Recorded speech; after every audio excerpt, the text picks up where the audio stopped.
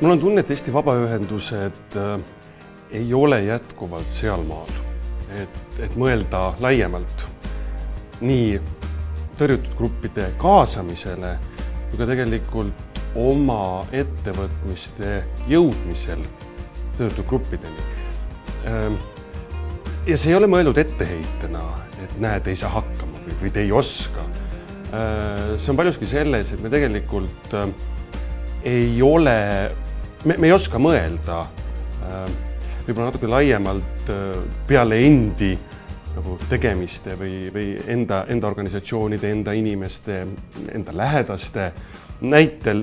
Me võib-olla ei oska mõelda natukene laiemalt, et ühiskond on märksa mitmetahulisem ja märksa kirjum, et puudega inimesed ise, nad küll tunnistavad erinevatel töökoosolekutel, et nad tunnevad ennast tõrjutuna, mitte ainult tegelikult kolmanda sektori kontekstis, laiemalt, kui me räägime juba ettevõtlusest, me räägime ka riiklikust koostööst, et tunnevad ennast tõrjutuna, aga samas tunnistavad nad ka seda, et ega nad ise ei oska ka väga leida seda, no nimetagem seda mõnes mõttes ühiskondlikuks suhtluslõheks, mida ületama peaks. See nii-öelda kõneisikute olemasolu, see nende eest kõnelemine, näitamine, et see ei ole mitte midagi eriskummalist ja ühiskondlikus plaanis on väga võimalik väga hästi tegutseda, see on nendele oluline. See on vajalik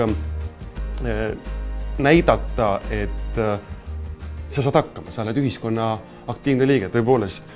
Siin on näitena Eesti Panga juht Mart Laar, aga ka Riigikogu liige Jüri Jaanson. Festivali puude taga on inimene juurde tulles, oli mul väga hea meel tõdeda, et meie festivali korralduskomitee ei koosnenud üksnes siis puudeta inimestest, vaid väga palju sisulisi tegevusi said puudega inimesed ise ära teha.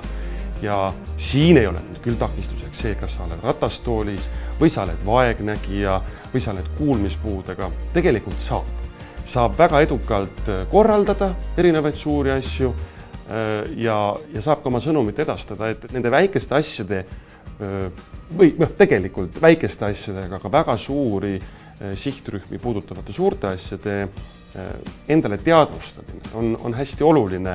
Mõelda, kuidas minu ettevõtmine, mis iganes algatus, minu üritus oleks ligipääsetav ja ka suunatud teistele. Meil on sellel aastal laulupidu tulemas. Laulupidu on ju kõikide, mitte isegi eestlaste, vaid kõikide eestimaalaste tore kokkusaamise koht. Me räägime sel aastal üpris loosunglikult puudutuse ajast. Kas üks laul või kaks laulu, kas isegi Eesti hümn, ei võiks olla näiteks viipekeele tõlkega? Lihtne väike asi.